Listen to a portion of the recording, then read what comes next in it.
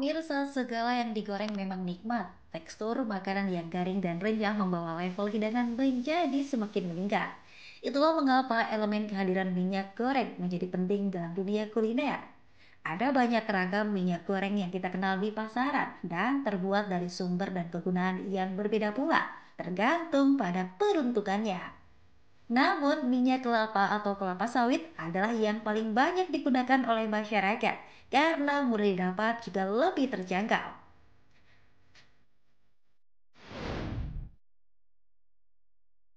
Sebagai barang yang penting, minyak goreng pun kerap digunakan berkali-kali, terutama bila sisa pemakaian masih cukup banyak. Penggunaan minyak jelantah biasa kita mengenalnya adalah sebutan minyak sisa yang dipakai 2 atau 3 kali.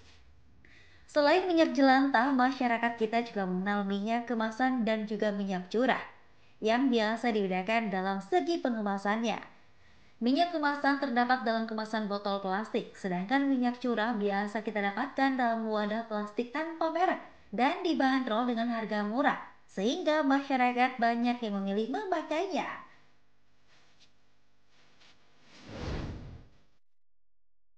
Minyak kemasan mudah didapat di berbagai pusat perbelanjaan, namun berbeda dengan minyak curah yang biasa dijajakan di pasar-pasar tradisional. Namun di tengah pasarnya yang cukup tinggi muncullah kekhawatiran tentang minyak curah palsu sebagai minyak sisa atau jelantah yang dikemas serupa. Lalu, apa perbedaan antara minyak goreng curah dan kemasan? Dari sisi nutrisi, mana yang lebih baik? Bagaimana bila minyak jelantah kembali digunakan berkali-kali? Adakah dampaknya pada kesehatan tubuh? Simak informasi lengkapnya dalam Hidup Sehat sesaat lagi.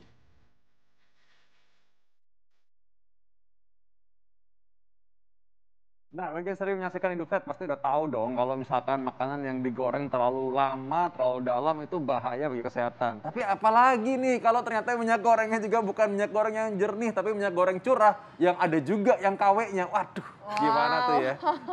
bahaya banget. Tapi dokter, ini sebelum kita bahas tentang ngebedah ya, curah dengan yang kemasan, ini bedanya apa sih dokter, minyak curah dengan minyak kemasan? Oke, kalau aku bisa jelasin ya, sebenarnya keduanya ini baik itu curah maupun kemasan, dua-duanya adalah minyak sawit.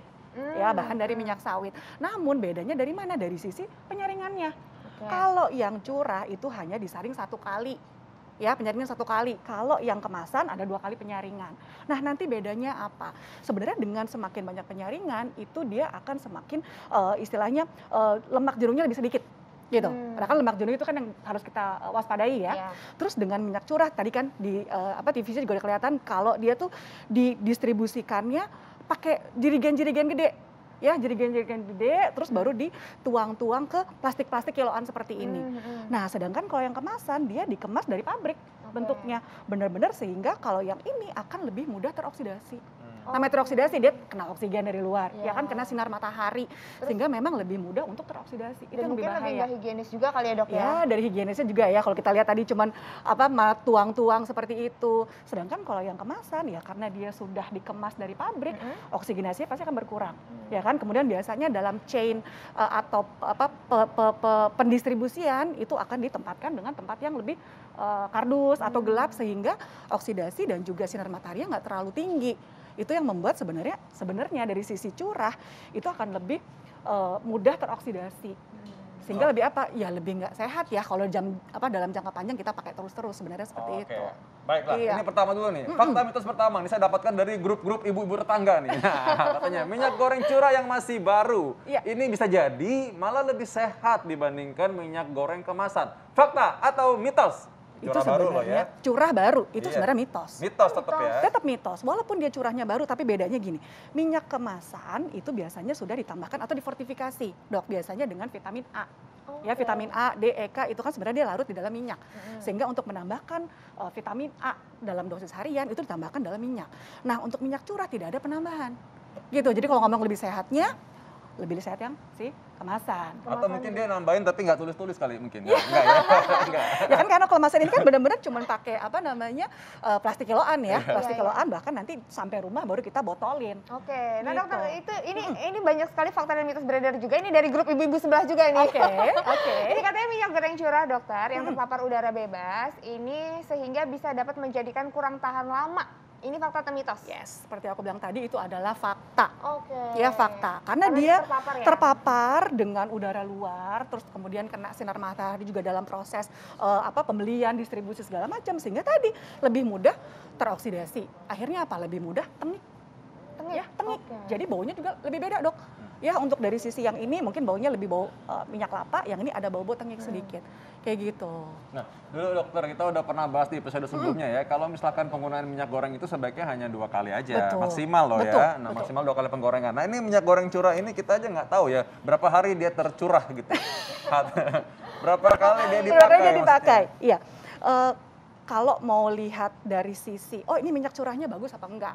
Ya kan karena beberapa memang teman-teman kita yang hanya bisa mengkonsumsinya yang curah boleh, tapi tetap ada tipsnya loh, Dok. Gimana tuh? Untuk melihat supaya minyak curah ini bagus apa enggak, ya. Yang pertama kita lihat dari warnanya ya, pemirsa ya. Lihat dari warnanya. Kalau gini, oh bening gitu kan. Warnanya masih bening, kuning, tapi kuningnya tuh kuning muda. Itu berarti minyak curahnya masih baru, belum pernah dipakai, ya. Kalau misalnya minyak curahnya ini warnanya udah kuning kental, terus kalau misalnya kita tuang, kan kita bisa lihat ya pada saat dijual itu, oh pas kalau dituang itu kok agak kental, berarti itu sebenarnya sudah pernah dipakai. Oh. Terus kemudian yang ketiga adalah baunya tadi, Tengik. tengik. Oke. Tengik. Kalau misalnya minyak curahnya masih baru, itu sebenarnya dia baunya ya aroma-aroma minyak kelapa deh. Ya aroma-aroma kelapa kan memang masih agak-agak wangi, tapi nggak bau tengik. Oke. Seperti itu. Oh, jadi itu ya cara membedakannya ya dokter ya? Oke. Dari situnya. Nah dokter, kita nanti kayaknya bakalan ngebedah nih apa aja yang terkandung di dalam minyak goreng curah maupun minyak goreng kemasan. Ya. Ini kita langsung ini ya dok, ke papan tulis ya. Boleh. Perbandingan. Oh, oke, Tapi oke. sesaat lagi dokter, Oke. jangan kemana-mana, tetap di Hidup Sehat. Nah, ini dia fakta yang menarik ya, kalau misalkan makan sayuran rebus dan juga tempe bacem dan ikan pepes selama sebulan penuh bisa meredakan sakit kepala Anda akibat minyak goreng yang naik harganya. Karena nggak perlu pakai minyak lagi kan, Ya jadi karena nggak perlu. naik ternyata ya. Betul sekali. Aku pikir tadi ada penjelasan ilmiahnya. Kalau itu ilmiah kan pusing kepala kalau minyak goreng naik kan, Iya, jadi kalau betul. nggak dipakai buat goreng jadi nggak perlu beli gitu. Oke, nah ini kita posisinya udah berubah nih. Ada apa nih, ada papan tulis? Dokter mau ngajar kita ya dok ya? Mau jadi guru sebentar?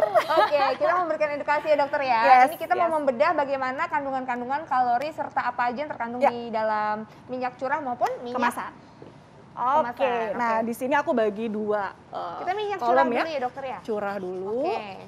Ya, dan yang ini kemasan ya, anak-anak ya. Anak-anak ibu-ibu, ini yang masak ibu-ibu padahal di rumah ya biasanya ya. Nah, Tuh, sebenarnya kandungan dan vitaminnya yang coba. bedanya dulu nih, tadi kan dia 1 kali penyaringan ya. Oke. Kalau untuk yang kemasan 2 kali penyaringan. Dengan dia curah ini, dia semakin mudah teroksidasi. Lebih mudah teroksidasi. Bahasanya sebenarnya apa gampangnya nih? Mudah, Oksidasi itu kenapa lebih mudah maksudnya? tengik gitu ya, lebih mudah efeknya jadi jelek gitu. Ya kan, sedangkan yang ini lebih tidak mudah teroksidasi. Nah, tadi aku udah bilang juga bahwa minyak kemasan karena dia tetap kemas terus selama dalam prosesnya, ada fortifikasi. Jadi minyak kemasan ini ada tambahan vitamin A. Ini ada tambahan vitamin A. Ada vitamin Untuk A-nya? yang curah nggak ada. Oh, jadi nggak ada vitamin tambahan? Nggak ada. Dok? Jadi biasanya yang difortifikasi atau ditambahkan vitamin A yang dari pabrikan. Nah, terus kemudian dari sisi tadi kalorinya gitu ya, karena sebenarnya sama-sama minyak sawit. Jadi sebenarnya dari sisi kalorinya sama. Per 1 sendok makan itu kira-kira 90 kalori. Sama nih, per 1 sendok makan sama dengan 90 kalori. Kebayang ya dok ya, biasanya nuangnya kan nggak mungkin 1 sendok makan. Nah itu dia, jadi sebenarnya kalau untuk masak, tadi seperti dokter Vito bilang, ya dikit aja. Atau kadang biasanya saya juga di rumah pakainya, saya pindahin ke botol, ya jadi botol spray gitu dok, yaudah spray, jadi pasti lebih sedikit dari 1 sendok makan. Gitu, jadi kita tetap gunakan minyak, tapi jumlahnya jadi lebih minimal, ya kan. Terus nextnya yang berikutnya adalah, Tapi berarti yang deep fried itu nggak bisa ya dok ya, jadi kayak itu pasti kalorinya akan nambah banyak betul, sekali betul. ya. Jadi Ayam goreng kalau tepung maksudnya ayam goreng Iya. tepung ya, misalnya misalnya. ayam goreng tepung, itu sebenarnya kandungan minyak di dalamnya kita anggap 1 sendok makan. Dari minyaknya sendiri. Dari minyaknya sendiri, ya. Mungkin kalau mau diperes-peres gitu ya. Selalu ada excuse ya dok. Ada eskis. Oke, terus yang berikutnya adalah dari sisi lemak jenuhnya. Sebenarnya kandungan lemaknya sama, ya. Karena sama-sama intinya prinsipnya, dia adalah dua-duanya lemak dari minyak sawit. Sebenarnya bahannya sama, cara prosesnya aja yang beda. Jadi kandungan lemaknya juga sama. Cuman yang curah karena dia mudah teroksidasi tadi, jadi untuk terbentuk dia lemak jenuhnya, ya untuk terbentuk lemak jenuh dia akan lebih cepat. Lebih cepat. Lebih cepat, ya karena dia sudah teroksidasi, yang sudah mudah tengik tadi, sudah mudah rusak gitu ya istilahnya kandungannya, jadi lemak jenuhnya lebih tinggi. Seperti itu. Nah ini Dokter Diana sebenarnya udah pernah bahas juga di episode sebelumnya sebenarnya, tapi mungkin nggak apa kita ulang sedikit lagi ya mengenai lemak jenuh dan hubungannya dengan kolesterol ya, dan bahkan penyakit stroke, jantung dan lain-lain itu sebenarnya. Yes, jadi sebenarnya pasti banyak nih pasien-pasien Dokter Vito juga yang dengan masalah jantung dan pembuluh darah karena konsumsi lemak jenuh yang terlalu tinggi. Ya, lemak jenuh itu bisa berasal dari mana? Lemak hewani sebenarnya lemak jenuhnya tinggi. Ya, kalau lemak dari nabati seperti ini lemak jenuhnya sedikit. Tapi jika proses pemanasan, ya biasa kita pakai minyak goreng ini kan untuk penggoreng, untuk deep fry. Akhirnya dipanaskan, pemanasannya lebih dari 200 derajat Celcius. Itu yang membuat yang tadinya tidak jenuh menjadi lebih jenuh. Seperti itu. Jadi semakin panas semakin bisa mengeluarkan lemak jenuh? Iya, semakin panas dan semakin lama. Atau misalnya kita masak nih, ya terus nanti udah dimatiin kompornya, dikecilin apinya, terus nyalain lagi. Nah itu kan juga sebenarnya proses pemanasan yang berulang. Seperti itu. Makanya untuk minyak-minyak kemasan pun kan ada maksimalnya boleh dipakai maksimal 2 kali pemanasan kan. Jadi bukan yang ditambah lagi gitu loh dok. Karena mikirnya ya biasanya kalau tukang gorengan kan tambah lagi itu sebenarnya juga membuat kandungan lemak jenuhnya semakin tinggi, lemak transnya juga semakin tinggi. Itu yang membuat proses terjadinya aterosklerosis atau perlemakan ya di daerah pembuluh darah. Nah itu yang resikonya penyakit jantung, resikonya ke kardiovaskuler ya dok ya, seperti itu. Nah oke, memang ini sebenarnya kalau lihat dari tabel ini memang lebih aman sebenarnya disarankan pakai minyak kemasan. Tapi tapi mungkin tadi ada sebagian orang yang memang ya bisanya beli minyak curah nih. Apa nih tipsnya kalau terpaksa pakai minyak curah gitu? Oke, tipsnya tadi kita harus tahu cara memilih minyak curah yang bagus. Karena sebenarnya ya sekarang minyak curah pun ada yang tadi KW loh dok. Iya, itu gimana dok cara bedainnya? Jadi minyak jelantah, minyak jelantah itu sebenarnya minyak baik itu curah dan kemasan yang sudah dipakai. Jadi udah kita pakai buat goreng, itu namanya minyak jelantah. Itu memang biasanya warnanya akan kelihatan lebih pekat, lebih gelap. Jadi bukannya kuning muda seperti yang kita lihat tadi, tapi kayak kuningnya ya, lebih, ya? kalau ini kan kuning muda nih. Iya nih. Ini kan kuning muda. Nah kalau yang sudah jelantah itu sebenarnya minyaknya dia warnanya lebih gelap. Jadi kayak teh deh. Kayak udah lebih gelap warna teh dan kental. Tapi sekarang minyak jelantah pun sudah ada yang melalui proses penyaringan dan pemurnian lagi. Wow, itu yang kita sebenarnya masih bahaya kita nggak tahu. Bentukannya hampir sama dengan minyak curah yang sudah dimurnikan. Dokter ini kan kata dokter tadi kalau minyak kayak kemasan itu 2 kali penggorengan ya maksimal. Kalau untuk curah dok berapa kali maksimal? Nah sebenarnya dengan curah tadi dia lebih mudah teroksidasi maksimal 1 kali. Oh jadi cuma benar-benar 1 kali? Iya, karena 1 kali aja sudah menyebabkan dia teroksidasi kan. Nah efeknya apa sih dokter kalau kita sampai beberapa kali akhirnya pakai? Ya, jadi kandungan lemak jenuhnya akan semakin tinggi. Makin jenuh suatu lemak gitu ya istilahnya nanti resiko kolesterol, penyakit jantung koroner akan semakin tinggi. Bahaya. Jadi memang kalau tadi Dokter Vito nanya gimana nih caranya, ya mungkin kita gunakan tetap minyak curah.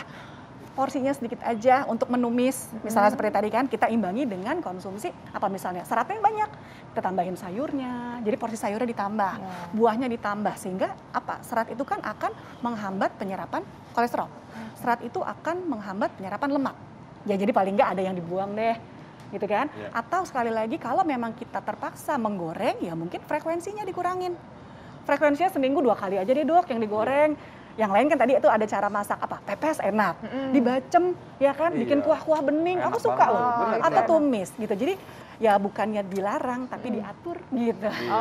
Kurangi dan dijaga lah ya, gimana ya. Ya untuk saya sih yang paling penting saya sudah bisa membedakan mana minyak goreng, mana minyak gosok sih buat saya.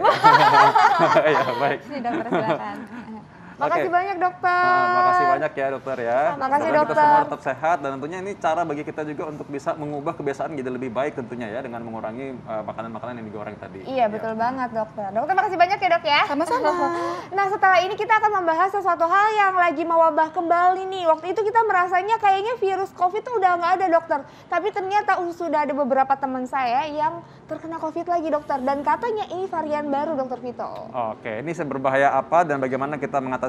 Kita ikuti saat lagi tetap di Hidup Sehat.